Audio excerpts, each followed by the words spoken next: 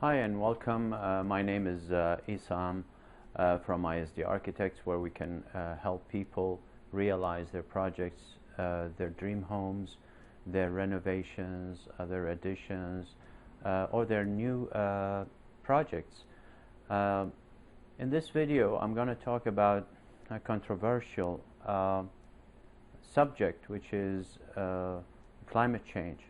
Now, this subject has been controversy between two camps, the camp of denial for the phenomenon and the camps of advocate for climate change. Advocate in the sense that the theory of climate change and the fact that climate change is really happening is of concern. That's why I would like to shed some light on the phenomena of climate change and probably revoke, although this is not my intention here, the deniers of climate change. Now, somebody would ask, what is the relationship between being an architect or an architectural firm or an architectural design service and climate change? And this is a very good question that I will try to I'll try to answer before we proceed to explain a little bit about the phenomenon of climate change. Now, architects do designs for buildings, and building, especially commercial new construction, is responsible for a lot of emission of CO2 or carbon dioxide.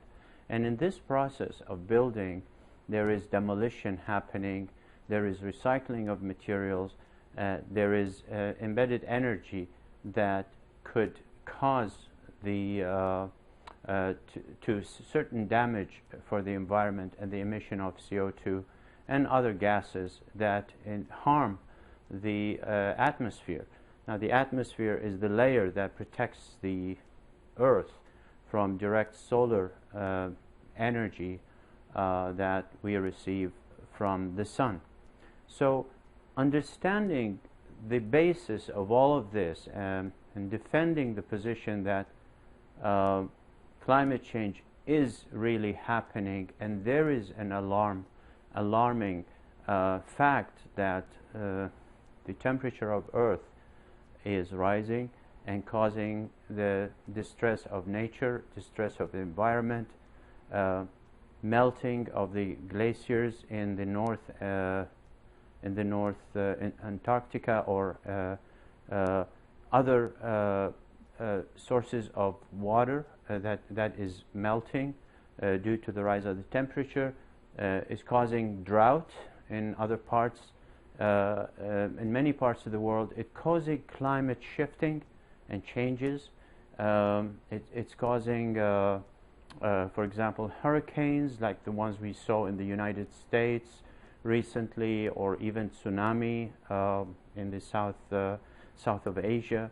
And all of these changes that we are witnessing lately has proven to be the impact, or a little bit of the impact, of the damage that has been done to the environment by the action of the human being. And in this video, I'll try to touch upon this issue and explain what is exactly happening and how can we avoid to minimize, and probably this is the first step, we minimize the use of fossil fuel and then increase the renewable sources of energy in order to lessen our contribution of pollution to ecology and to the environment. So in this sketch that I have just drawn, it shows that there is the planet Earth, and this is the sun. And what we receive from the sun is actually the solar incident energy. And that solar is kept in this blanket, if you wish, of the atmosphere. So the CO2 or the carbon dioxide is actually entrapped in this layer, and there is a certain amount above which the carbon dioxide becomes kind of another blanket, of kind of another protection for the heat to escape. So, because the heat, if it accumulates and without escaping the atmosphere, then it becomes really dangerous in the sense that it starts to warm the planet to the levels that is unacceptable. So when the CO2 increases, the reflection that naturally happens of the heat escaping back to the universe, namely Earth emitted energy and Earth reflected energy, those two become less. That if they become less due to the fact that the CO2 is the CO2 levels are higher than what it should be, then that process of reflection is slowed down, causing the heat to rise in the planet Earth.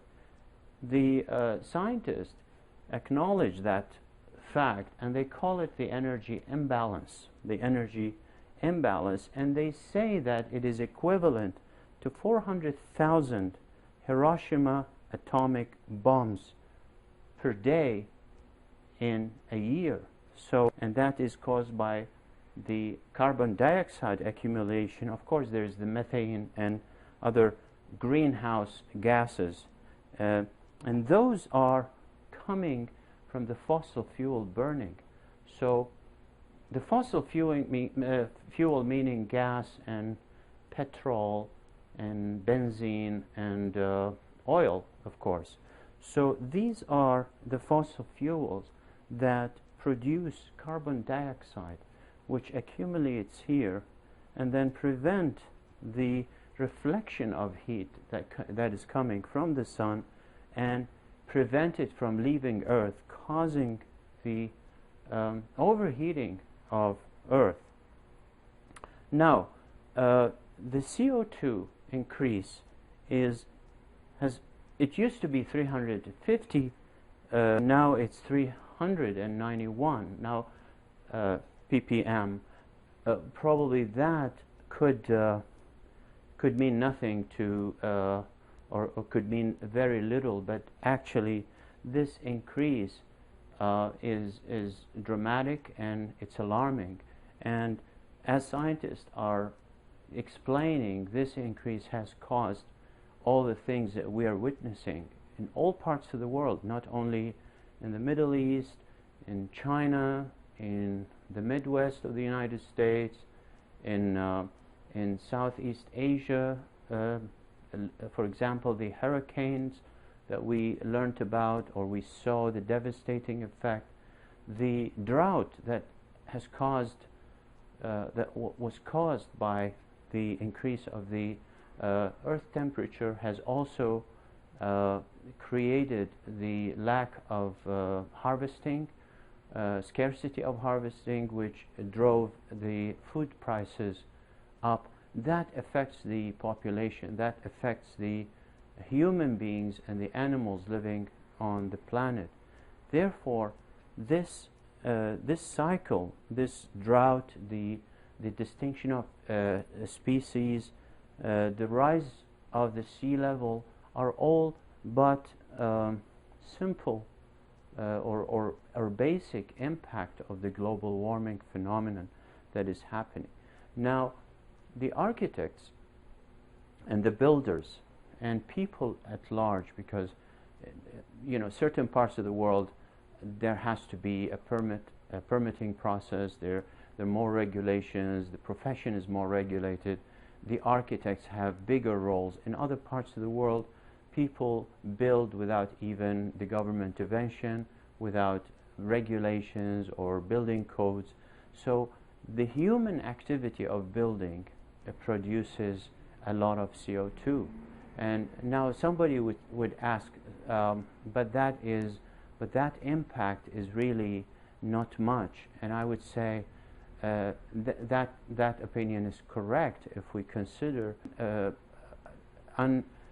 concerted effort by all parties As individual, we have probably a lower or higher footprint, but as a collective society, we have a bigger power, a bigger impact. So my message here in this video is that based on these facts, which are presented by scientists and environmentalists, that there is a real process called global warming and a rise in temperature of Earth and the melting of the glaciers in the North Pole, for example, the rise of the sea levels covering the seashores, the drought of the desert due to climate change and rise of temperature. All of these are alarming. They are not just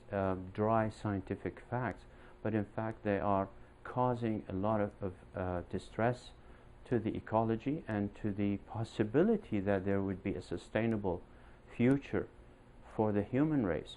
The future generations, the immediate impact on future generations could be very alarming, and it is very alarming, and we should do something about it as individuals, as people.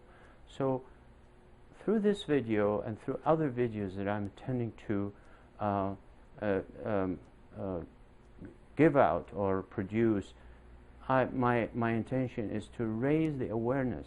If we know, then we can, with our own limited sphere, probably we can minimize the impact of producing CO2 and increase reduce our carbon footprint, as they call it scientifically. It means that how much as an individual you produce per year of carbon dioxide through all the activities of maintaining or sustaining a life. And building is part of this activity, and how much fossil fuel we're burning in the process, not directly through cooking, for example, but indirectly through the type of wood we're using in the construction, through the type of steel we use in the construction, through what type of material, whether we're recycling or not recycling. So it's really not a marketing tag, or it's not a commercial propaganda. We need to take initiative in order to minimize our damage. So I hope you find this video useful, and in the future we will explain that a little bit farther and link it probably more to the activity of construction and the activity of designing sustainable and greener building. Thanks for watching, and this has been Issam from ISD Architect. Thank you very much.